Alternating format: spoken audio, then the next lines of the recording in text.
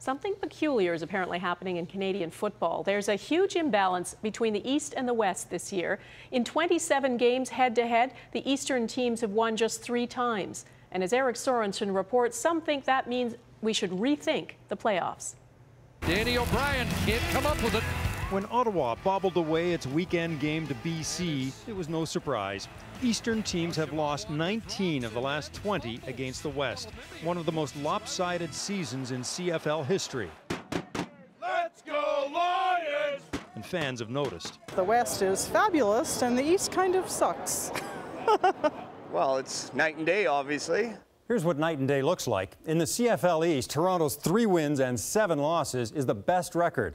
In the West, Calgary's 9 wins are as many as all the teams in the East put together. Winnipeg, last over there, would be first over here. In fact, here are the actual standings based on wins and losses. All the teams in the East are at the bottom. If the playoffs started today, Ottawa and Hamilton would be eliminated, but so would Winnipeg. A deserving team would vanish to preserve some East-West balance. It gets more quirky with the playoff seedings. Lowly Montreal would get a home game. Toronto would get both a bye and a playoff game at home. And BC, with a better record than both, would cross over and have to travel to Montreal and travel again to Toronto. And it means the 3 best teams of all would have to play each other to get to the Grey Cup game, while the also-rans would fight amongst themselves for a berth in the Grey Cup. These 2 teams have struggled through the early part of the season. So, what was at stake when Hamilton and Montreal played, each with only 2 wins all year? The winner of today's game will be tied for first place in the East Division. If you're an Eastern Conference team, you can get into the playoffs if you get a note from your mother. Not quite.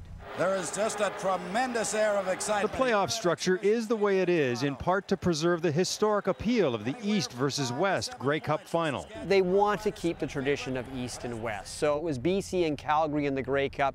It just wouldn't have the same feel, I think, for the Canadian Football League. Explaining this year's East-West disparity, the CFL writes, sports competition will always be cyclical.